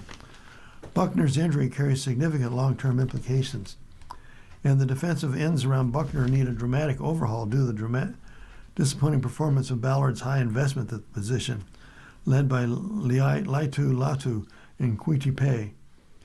The Indianapolis linebacking core also needs a significant infusion of talent, but a significant chunk of the Colts core, Buckner, left guard Quentin Nelson, wide receiver Michael Pittman, Pro Bowl running back Jonathan Taylor, and nose tackle Grover Stewart and slot cornerback Kenny Moore II, among others, will be free agents after the 2026 season, allowing Indianapolis to make a clean break if Steichen and Ballard aren't able to make good on the chance the ownership has given them this offseason.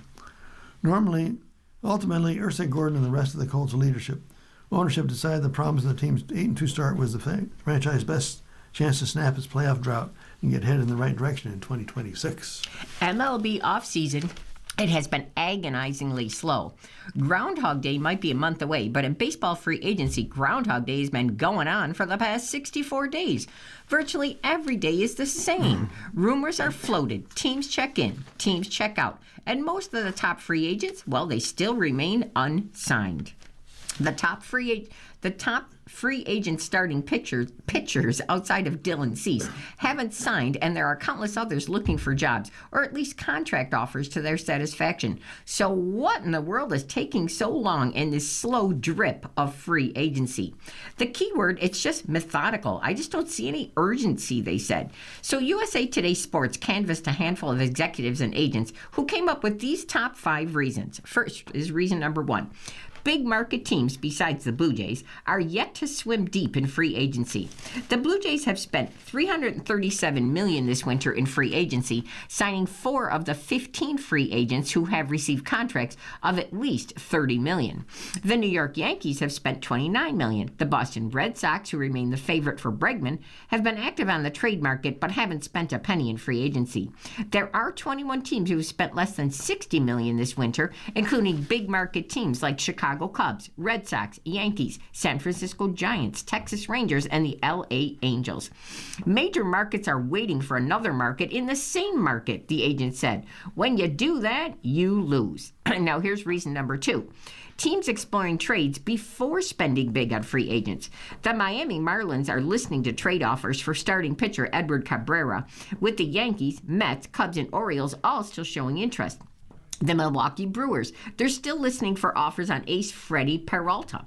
The Arizona Diamondbacks have been aggressively shopping, but are now pessimistic about trading all-star second baseman Ketel Marte.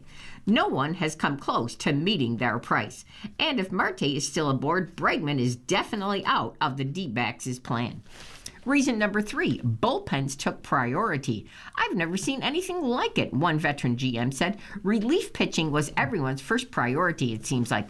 The rest of the market came to a standstill. You name it, the top relievers all went and got paid well. The top 9 relievers were all signed before the holidays, and they earned a combined $292 million. Reason number 4 was 5 tool guys are way away from a deal.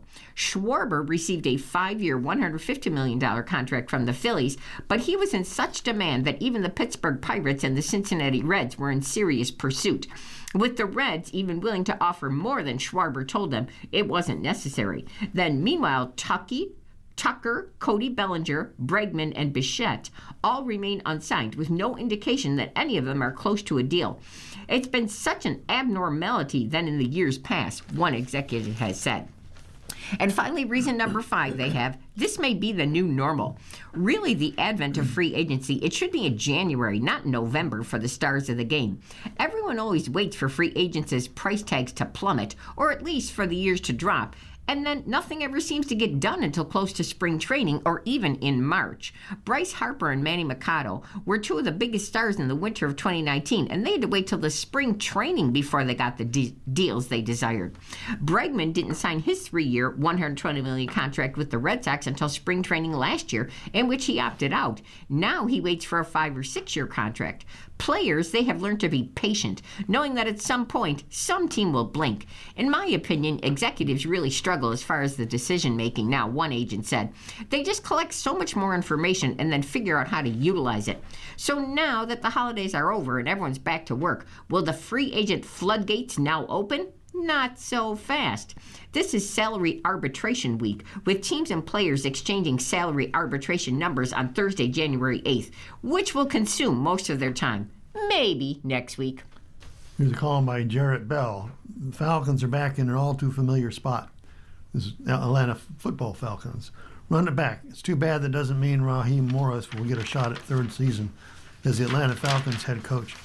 Never mind the momentum of a 4-game winning streak to close the season, or that 2 years hardly seems like enough time in this case. Morris and general manager Terry Fontenot in his post that says 2021 were issued pink slips from team owner Arthur Blank shortly after the 19-17 victory against New Orleans Saints on Sunday. That sent the Carolina Panthers to the NFC playoffs. Run it back? In this case, it means Blank and the Falcons will embark on yet another search for a new head coach. Once again, they will beat the bushes, burn the phone lines, and fire up the private jet in search of some coaching and general manager magic. Maybe the Falcons should give out T-shirts to mark the occasion that read, "Been there, done that." It's so clear that Blank, who's 83 years old, is running thin on patience, as his football team just ripped off an 8th consecutive season of missing the playoffs. Blank gave his last coach, Arthur Smith, 4 years. Before that, Dan Quinn had more than 5 years. And now Morris is 2 years and out. In one sense, it's understandable that Blank would make a move. Like the Falcons fan base, Blank sees rookie coaches like Liam Cohen and Ben Johnson win division titles with the Buccaneers and Bears, respectively. In their first seasons at the helm, they realizes that in this day and age, in the parity-influenced NFL, a quick turnaround is possible. And he sees Mike Vrabel return to New England and change the culture ASAP. He sees Mike McDonald in year 2 on his first job, and Sean Payton in year 3 on his second job, earn number 1 seeds in the playoffs with their rebuilt programs. And he has to wonder, why can't we get one of those guys? Sure, every circumstance is different, and Morris has some good moments, mixing with the bad and putting up back-to-back 8 and 9 finishes. I'm guessing that if he had given another year, they would have been even better. It's striking that that as the news of Morris's ouster broke on Sunday night, the Steelers and Ravens were engaged in a win-or-go-home clash for the AFC North title, led by the 2 longest tenured NFL coaches for the same team. Mike Tomlin is in his 19th season in Pittsburgh, and John Harbaugh is in his 18th season in Baltimore. Tomlin for sure was in no danger of getting fired if the Steelers blew the once seemingly insurmountable division lead and missed the playoffs.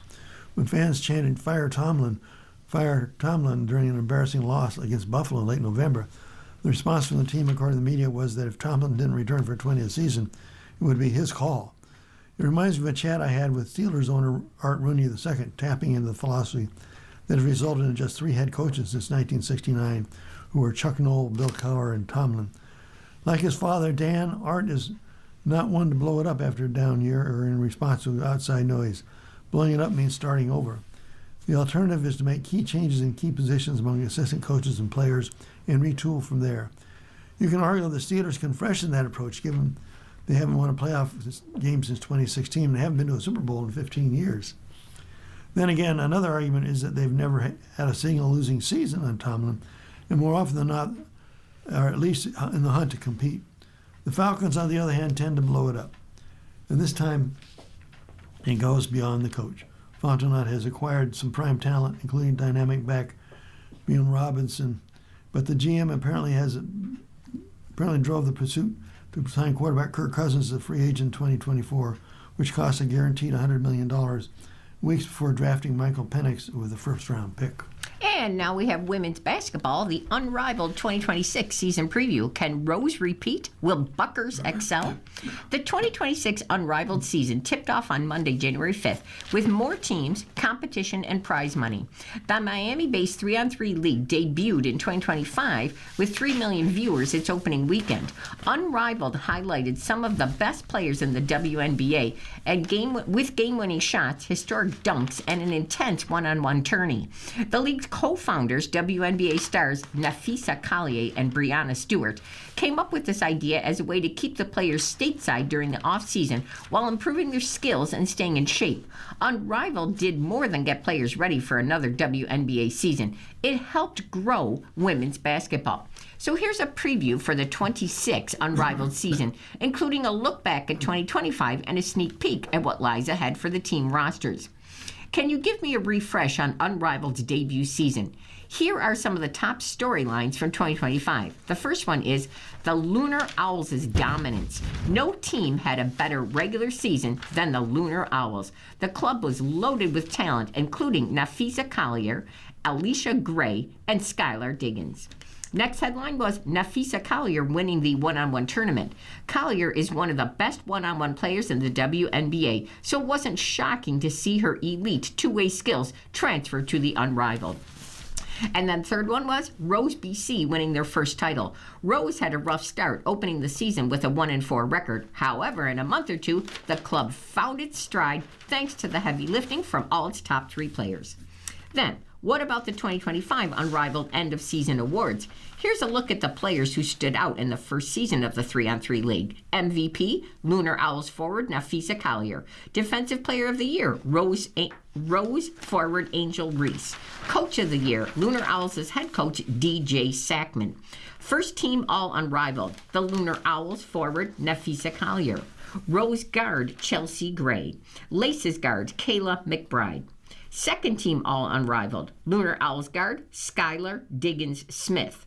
Vinyl guard, Ryan Howard. Rose forward, Angel Reese. Can Rose win back-to-back unrivaled titles?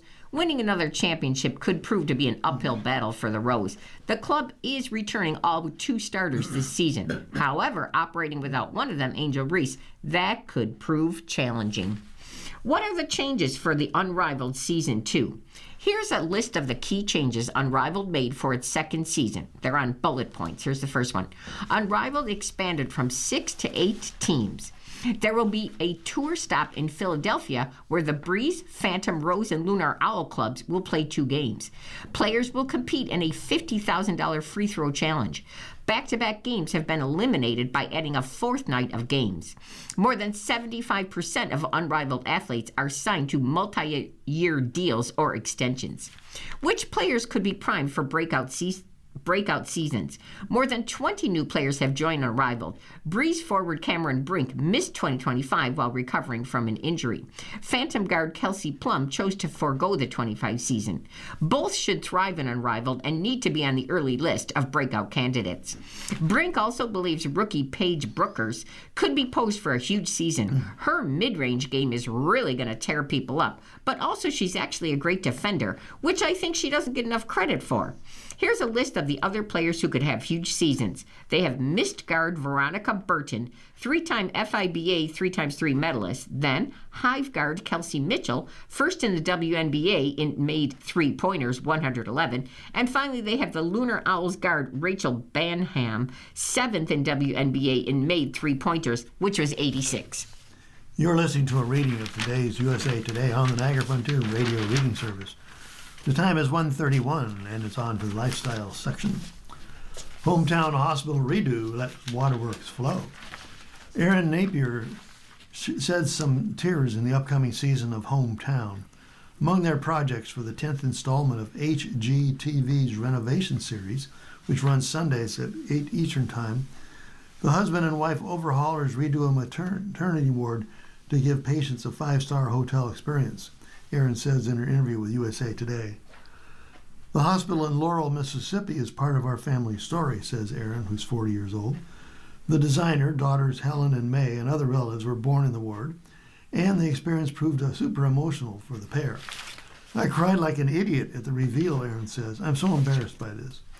Within those walls, Aaron not only started her family with Ben, who's 42 years old, but also triumphed over a dread that haunted her for decades. Having children was my biggest fear my whole life, Aaron says. The seed of terror was planted around age 6 when she found a photo of a birth depicted in a medical book belonging to her father, who was a doctor of physical therapy.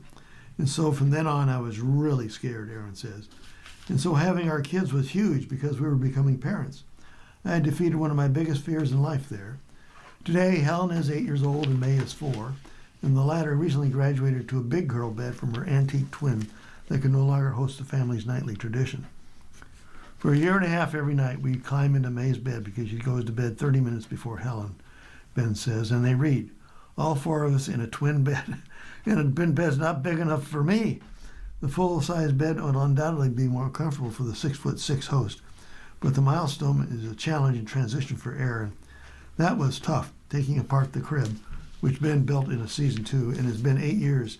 No one's used it in 2 or 3 years, and it had stuffed animals in it. But taking it apart and taking it out of the storage room was, whew! Putting it in storage, Ben says, devastating. We won't see it again until we have grandkids, Aaron says, and I can't believe that our season of our life is over. It felt so final. Aaron Napier knows, as parents do, that trying to hold on to their kids' youth is like trying to hold water in your hands. You just can't. And it's the hardest part. It's so cool to see the way they become real people with thoughts and opinions.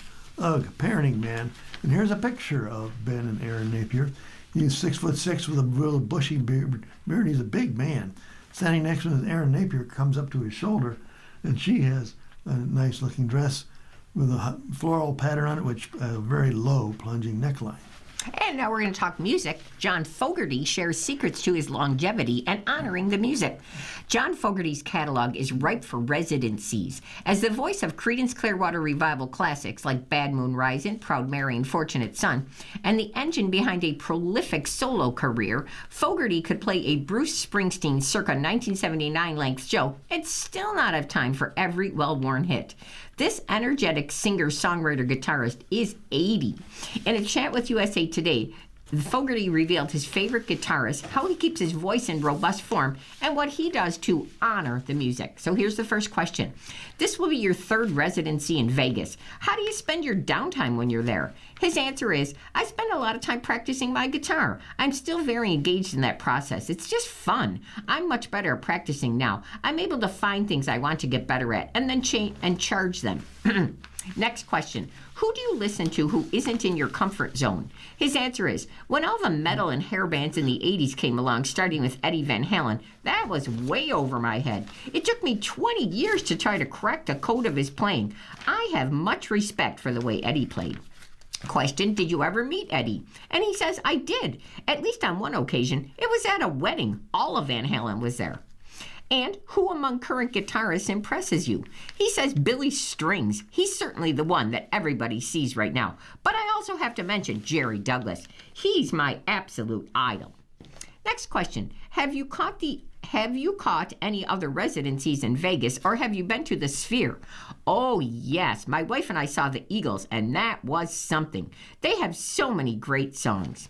Question. On the album Legacy, you re-recorded 20 of CCR's best-known songs, and it's a marvel how strong you still sound. What are you doing to preserve your voice? His answer says, mainly, I take care of myself. A lot of things will hurt your voice, like smoking. I used to smoke and I gave it up. I sincerely believe that the first good thing you can do for yourself is be in a happy place and be free of stress.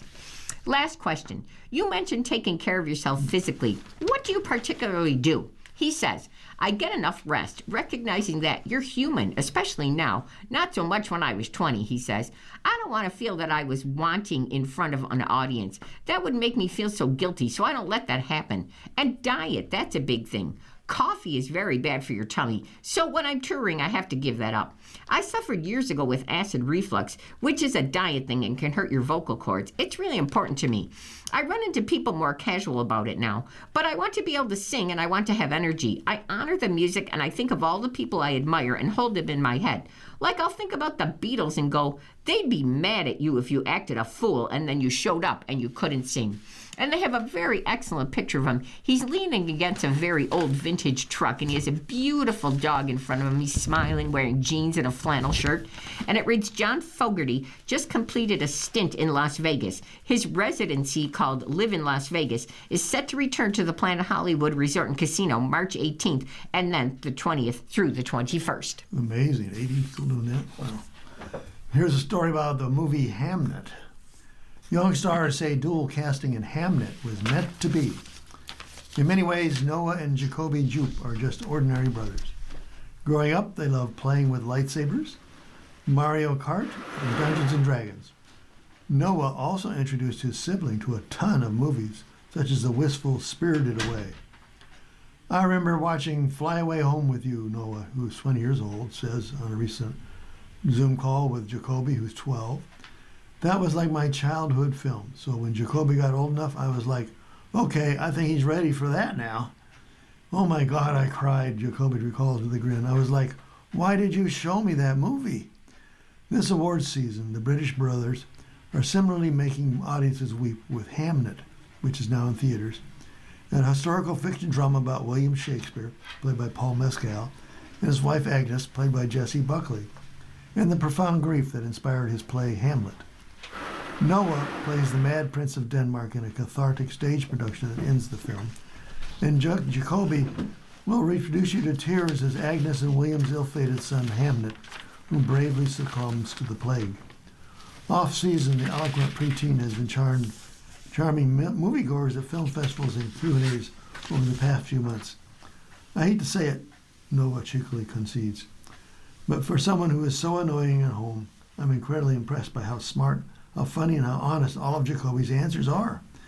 Very lucky that we're so passionate about this film. which makes it easy to talk about. Jacoby brotherly nepotism led to Noah's casting in Hamnet. Their mom, actress Katie Kavanaugh, first read Maggie O'Farrell's novel Hamnet shortly after its release in 2020. She loves the book so much, Jacoby says. So when he got the chance to audition for Chloe Zhao's film, Mom was just like, "You need to do this job." And I was like, "Great, okay," and I did it. Noah, meanwhile, joined the movie when production already was underway, after Zhao called to ask him if he'd like to play Hamlet. I got involved through nepotism, as most people are getting jobs these days, Noah quipped. I actually don't know if it's nepotism, if it's your brother. Brotherly nepotism? Jokes aside, I was just supporting from the sidelines and hearing all these stories from the set about how wonderful Chloe and Jesse and Paul were. I really couldn't say no, and I wanted to take this opportunity to work with Jacoby as well. In preparation for the role, Jacoby had extensive conversations with Zhao about Hamlet's compassion in the face of fatal sickness, and how he absorbs the emotions of the people around him. Filming the young boy's devastating death was understandably difficult, as the distraught Buckley sobs and cradles him. It's very hard just to snap out of it when you're doing scenes so deep and meaningful, Jacoby says. If I hadn't had those people around me, it would have been a much harder job to do. Honestly, I just had to let go of this character and say goodbye almost, which really wasn't very fun. Noah wasn't on set for his brother's death scene, but watching it play out on screen later was brutal. During shooting, the crew would come up behind me and be like, "Did you see what your brother did?" They were extremely moved by his performance, Noah recalls. That put my expectations fairly high for the film, and he completely exceeded all of them. I was incredibly affected by his work, which I hate to admit. For his part in the film's emotional finale, Noah was most honored to be performing Hamlet's famous soliloquies, not only in front of a live audience, but in a recreation of Shakespeare's Globe Theatre in England. On paper, to be or not to be is quite a simple line, but it holds so much power, Noah says. A lot of my work consisted of just getting out of that headspace. Back in the late 16th century, no one in the audience had heard these words thousands of times like we all have, so it took the pressure off a little bit. I was just trying to find the originality in it. The new real-life brothers don't want to milk their collaboration. Next up, Jacoby is set to star with Scarlett Johansson in a new installment of the Exorcist franchise, and Noah is doing Romeo and Juliet with Sadie Sink in London's West End. Without this experience of doing Hamnet, I wouldn't be as confident and excited to jump in as I am now, Noah says. As they head into the Oscar season, the brothers are looking forward to bringing their parents and sister to award shows with them. Wherever we go, the family comes too, Noah says. When the boys were growing up, there was never a sibling rivalry, Jacoby says. They didn't really understand banter, so he would take advantage of that and be a bit silly. There's still plenty of good-natured teasing between them. There's also newfound respect after making this movie. It brought us together in a very spiritual way, Noah says. But I don't expect them to work together anytime soon. We have something special here, but it has to be right project for both of us. You don't want to milk it. And there's several pictures here. There's one with Jacoby and Noah hugging one another, saying, "Making Hamlet brought us together in a very spiritual way."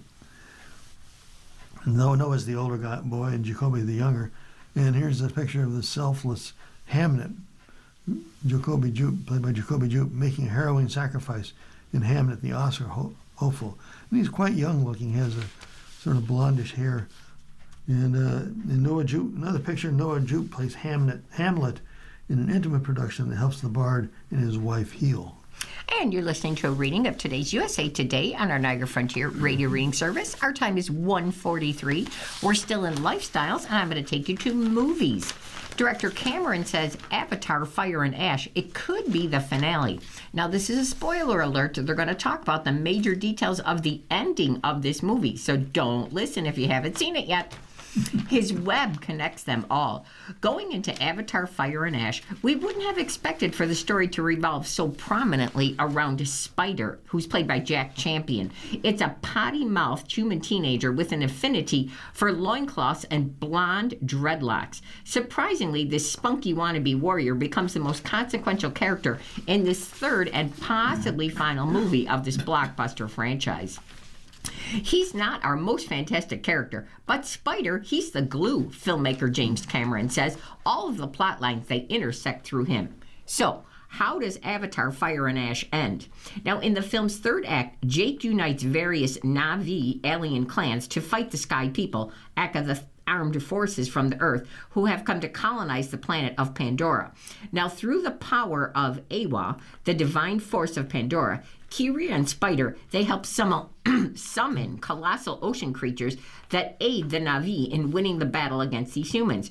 Ronald, who's played by Kate Winslet, a leader of the Na'vi water tribe, is injured in a combat and dies, but only after she gives birth to an infant whom Neytiri, played by Zoe Saldana, vows to raise. Then Spider also faces off with his villainous biological father, Colonel Quaritch, that's played by Stephen Lang, who jumps into a fiery chasm and meets an uncertain fate. Now, having staved off their human enemies for now, Kiri and Spider, they venture into the spirit world where they commune with their ancestors, including her mother, scientist Grace Augustine. And being ostracized and underestimated by the aliens for so long, Spider is then finally welcomed back into the Na'vi family, and the movie abruptly cuts to black. Will there be an Avatar 4? Fire and Ash, it ends with more questions than answers, as it repeats many of the same story beats as the 2009's Avatar and then the 2022's Avatar: The Way of the Water. With no major character deaths like Jake or Neytiri, the film leaves the door open for most everyone to return, should the cast be up for more. For years, Cameron has insisted that Avatar is a 5-movie series, with 2 additional sequels tentatively dated for 2029 and then 2031. But the future of the franchise has recently come into question as Cameron has turned to other projects, such as Billie Eilish's forthcoming concert film and then a potential adaptation of Charles Pellegrino's nonfiction book called Ghosts of Hiroshima. Let's do another interview in a year, and then I'll tell you what my plans are. Cameron, who's 71, says with a grin, for now, he's still just catching his breath. The Terminator mastermind completed the scripts for Way of the Water and Fire and Ash back in 2015 and then started filming both movies simultaneously in 2017. For me, it's been a 10-year cycle, and this is the culmination of a single story arc, Cameron says. So I feel done. I mean, I could stop now or I could continue in the Avatar world. And there are reasons to do that. Inquiring minds want to know what happens next. That's cool if the fans want to see more and if we make enough money on this film. Now, according to Deadline, Fire and Ash is projected to open up to $380 million globally, slightly behind the $444 million worldwide start for Way of the Water. Now, the film will need strong legs over the holiday season to match the success of its predecessors, both of which earned more than $2 billion each by the end of their theatrical runs. The reason not to continue would be if the business case collapses because theatrical is falling, Cameron says. These are films that are designed to be in a theater first and take you on that transportive experience. So there's a matrix of, all right, what are the economics? And that will emerge over the next couple of months. There's also part of the decision-making space that's me as an artist. What do I want to do, regardless of what the economic drivers are? He compares his circumstances to a Roadrunner cartoon staring out at the abyss as he tries to figure out what is next. You know, when Wile E. Coyote goes off the cliff, there's a moment where he looks down and it's a mile-long drop before he falls, Cameron said, laughing. Well, that's me right now. Now, they have a couple pictures, and you can see the Avatar characters in their full makeup. It's just amazing how their hair and their skin looks. And it shows Neytiri, she's closer in the front, played by Zoe Saldana, and Jake Sully, who's played by Sam Worthington. They survive another battle with the Sky People at the end of the Avatar Fire and Ash movie. And then there's a little tiny picture of just James Cameron kind of grinning, and he's looking forward. And it reads, James Cameron says, plans for another Avatar sequel? Well, the plans are up in the air. And he was up in the air like a roadman, right? Okay, on to the books. Article about books. Shorter doesn't mean stinting on quality. Put down the tome. There are easier ways to tackle your 2026 reading goal. Reading shouldn't be stressful, but sometimes that read more resolution can feel like a challenge. To help jumpstart your 2026 reading, especially if you need to get out of a reading slump, we've got 9 suggestions that range from literary fiction to thriller to poetry. These books are around or under 200 pages and can be read by some in little as one sitting. First book is Foster by Claire Keegan. Any of Keegan's novellas could make it on this list, including the wintry Small Things Like These, now a film starring Cillian Murphy. In Foster, a father drops his daughter off to live with relatives on a farm for the foreseeable future. During this hot summer in rural Ireland, in a reprieve from her dysfunctional family home, the girl learns care like she's never experienced before. The next one is Open Water by Caleb Azuma Nelson. Open Water is a love story between 2 young adults, a photographer and a dancer who meet in a crowded London pub. Over the next year, they'll be torn apart and tested, facing fear and violence in a world with preconceived notions about them. Open Water is poetic and tender, a touching portrayal of intimacy between artists. Next, The Mistletoe Mystery by Nita Prose. Existing in Prose's Molly the Maid universe, this bite-sized story is Molly's most consequential and personal and mystery yet, the publisher says. Celebrating Christmas without her beloved Gran is always a challenge, but this year Molly's boyfriend Juan intends to make the season bright. But the merriment may not last long because a secret Santa gift exchange is about to reveal some untrustworthy players in Molly's inner circle. Time as a Mother is the next book by Ocean Vuong. Time as a Mother is a poetry book from the award-winning author of On the Earth We're Briefly Gorgeous. Thematically, it serves as a poignant follow-up to the novel. And this collection searches for life and meaning after loss, embodying the paradox of sitting in grief while being determined to survive beyond it, the publisher said. I devoured the entire work between subway stops in one afternoon. The next book is I Have Never Known Men by Jacqueline Hartman. I Have Never Known Men has the dystopian and mystery elements of The Hunger Games and The Handmaid's Tale. In this enigmatic world, 39 women and 1 girl are kept in an underground room guarded by armed men. The girl cannot remember her name or past, for the older women have equally foggy memories of how and why they ended up in this place, and where intimacy is prohibited and time has no purpose, and then everything changes. Things in Nature Merely Grow is the next book by Yi-Yun Lee. One of our best books of 2025, Things in Nature Merely Grow, is not a light read, but is a meaningful one. Lee reflects on the losses of her sons James and Vincent to suicide, interrogating life's biggest question without promising any answers. The next book is by Toni Morrison. Its name is Sula.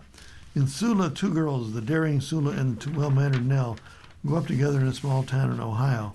The pair share an inextricable bond, tied by a dark secret even as Sula leaves to travel the country. But when she returns a decade later, their friendship is tested by change, adulthood, betrayal, and Sula's wayward ways. The next book, We Should All Be Feminists by Chimamanda Ngozi Adichie.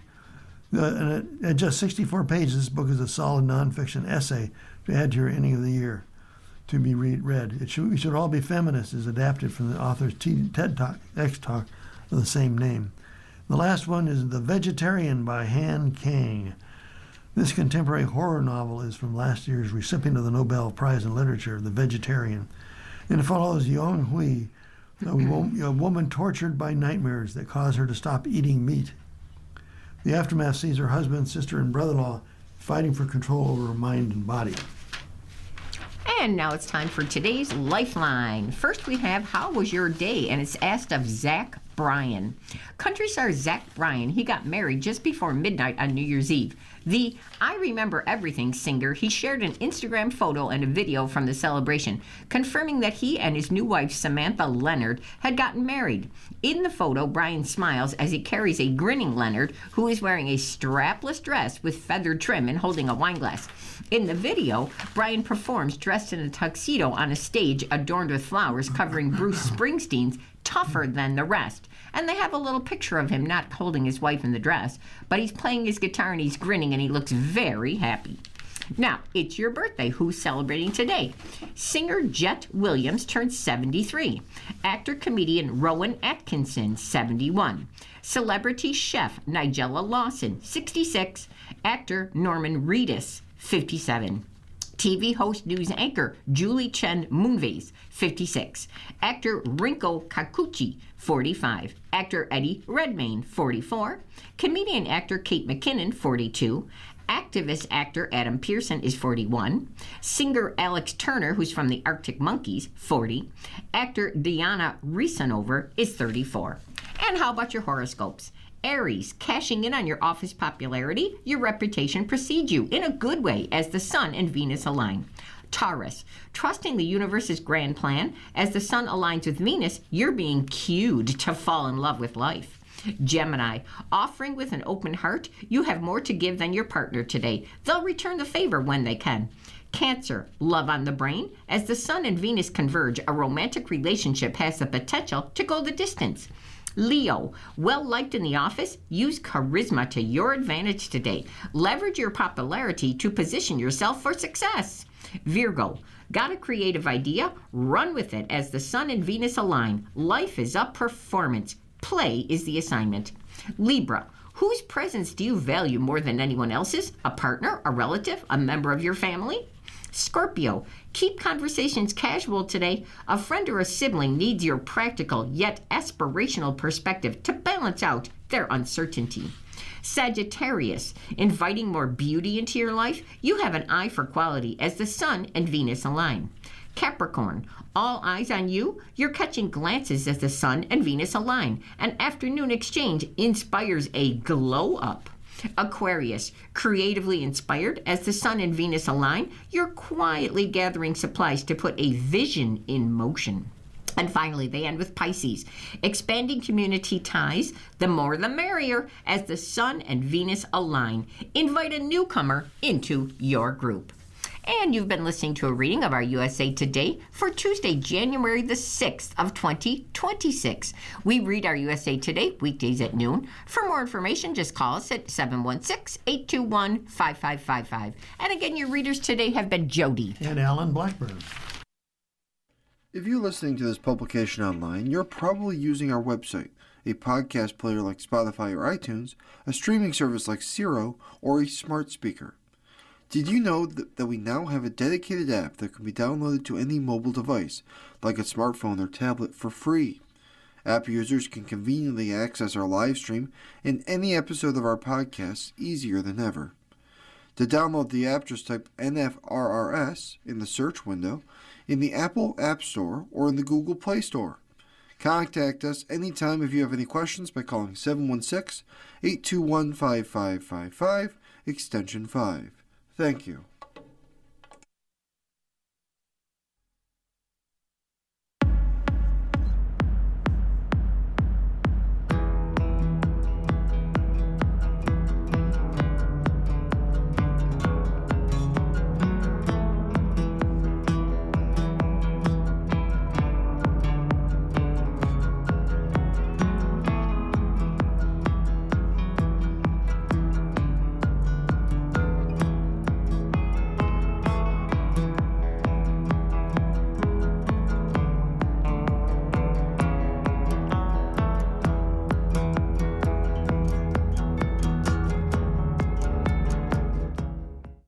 Coming up next in the Niagara Frontier Radio Reading Service, we have episode number 4 of Mark Twain by Ron Chernow.